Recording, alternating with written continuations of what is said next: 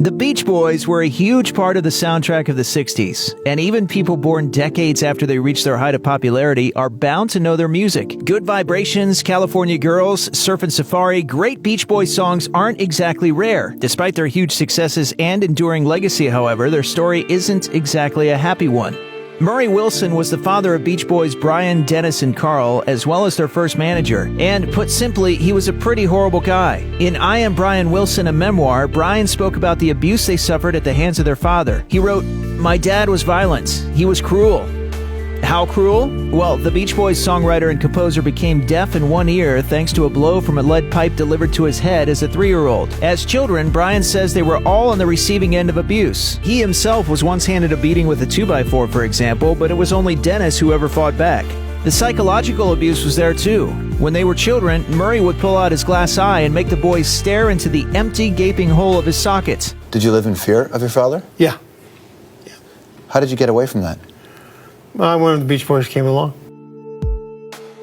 Murray also consistently berated them during his time as their manager. He told them that they were losers, they were worthless, and they were failures. In 2010, The Guardian reported on the discovery of a letter handwritten by Murray and addressed to Brian. Dated May 8, 1965, a time when the Beach Boys were enjoying chart-topping success, it read, "It has become very apparent to me that the family cannot exist under the worrisome and trying conditions that have been going on for the last 5 or 6 years. No matter how many hit songs you write or how many hundreds of thousands of dollars you may earn, you are going to suffer remorse."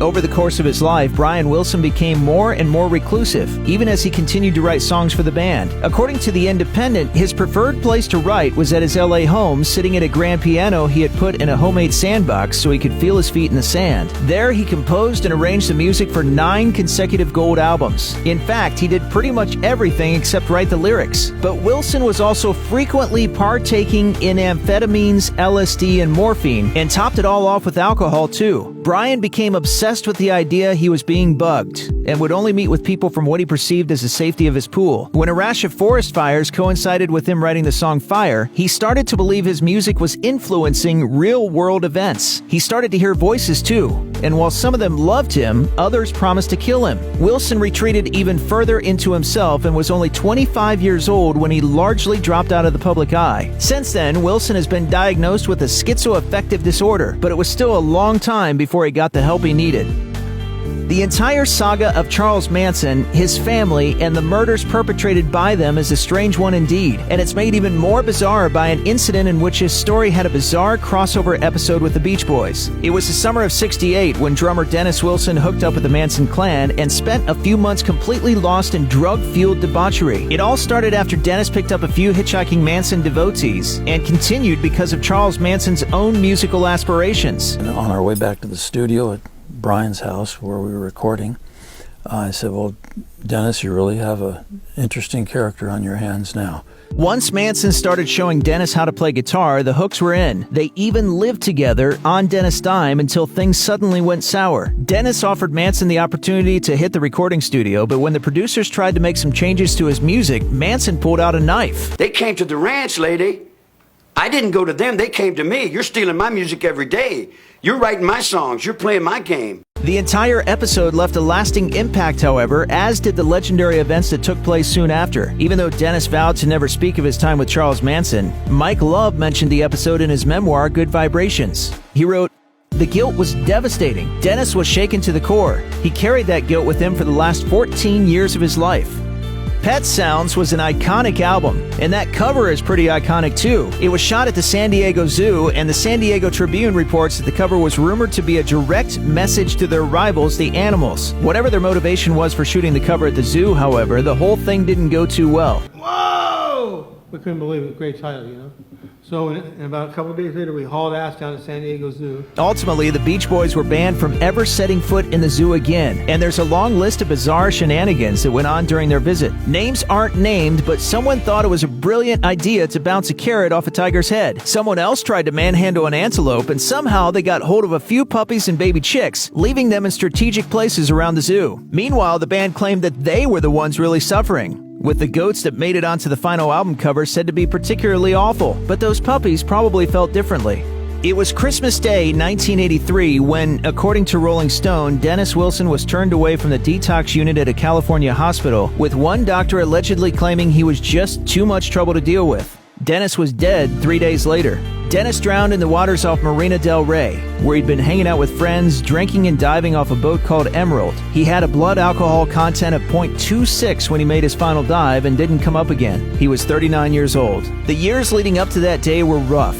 As early as 1963, his spot at the drums was being filled by a studio drummer, but it wasn't until 1979 that Dennis was finally kicked out of the band. Prior to that, Wilson had started using heroin, and he was the abuser in a relationship with actress Karen Lamb, whom he once nearly killed with a gun. He torched a Ferrari, checked in and out of hospitals, and destroyed Christine McVie's house, all while on alcoholic, drug-fueled rages. Then there was the last straw.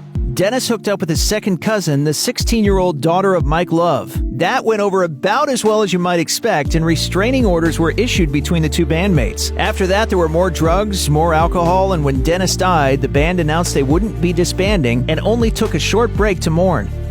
So, what about Mike Love? Cousin to the brothers and lead vocalist on songs like California Girls and I Get Around. When he talked to Roxeller in 2016, they touched on what seems to be an apt description of his dual personality, the switchblade and the butterfly. While Love admitted that he could see how his particular sense of humor could come off as crass at times, a lot of what he's done has all been in good fun. That's what he says, at least. Given how many times he's taken Brian to court, you can see how people would be mistaken. Love told Roxeller that his main lawsuit against Brian stemmed from a single place: his claim that he wrote a number of Beach Boys songs, including Surfin' USA and Help Me Rhonda, but was never given his songwriting credits. Love said, "I'm not taking credit for Brian's brilliant arrangements or production or anything like that, and I'm not saying I could have done it on my own. I'm saying that there was not an accurate picture of who did what when it came to the creation of these songs." That 1992 lawsuit was just one of many, and one of the main reasons he's been labeled the villain of the Beach Boys. Love feels this reputation isn't deserved, and told Rolling Stone that while he laughs off all the hate most of the time, it does sometimes break him.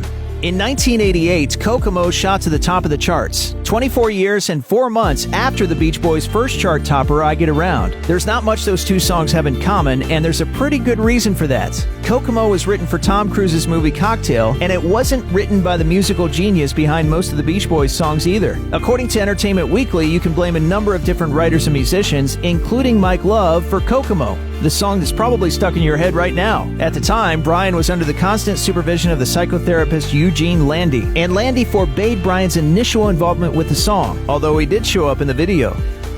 Landy would let Brian record with us only if Landy could be the co-writer or the co-producer of the record and stuff. It's also worth noting that there is no actual Kokomo, although one island was briefly renamed after the success of the song. Oh, and that it was once performed live at Mar-a-Lago.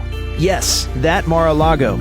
Carl Wilson died in 1998, only a few months after touring with the band for their 36th annual summer tour.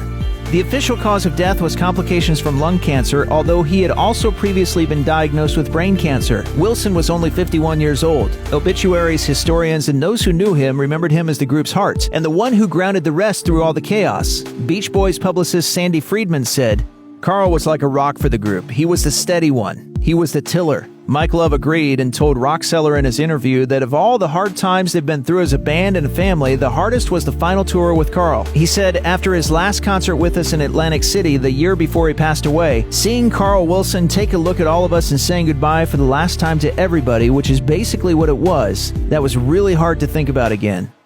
Even though their music inspired countless lifetimes of happy-go-lucky fun in the sun, the Beach Boys didn't walk an easy road. Brian Wilson and Mike Love have both talked a little about the early days of the band with the benefit of hindsight, and perhaps most tragic of all is that their memories are tinged with both respect and regrets. In his 2016 interview with Roxeller, Love said Brian had been gifted with, quote, a supercharged packet of genealogy that gave rise to his brilliance in music. And while acknowledging his rocky relationship with Dennis, he also gave credit where it was due. Love said he was a very powerful drummer and he had that competitive spirit. When Rolling Stone talked to Brian in 2016, he admitted there was plenty that he missed about those days. He missed hanging with Dennis, for example. He missed Carl too, saying, "I miss hearing him talk, the things he has to say." And Love? Brian said he hoped that broken relationship would be repaired someday. He added, "My favorite part of music is harmony. That's the part of music I like the most. I like the full harmony."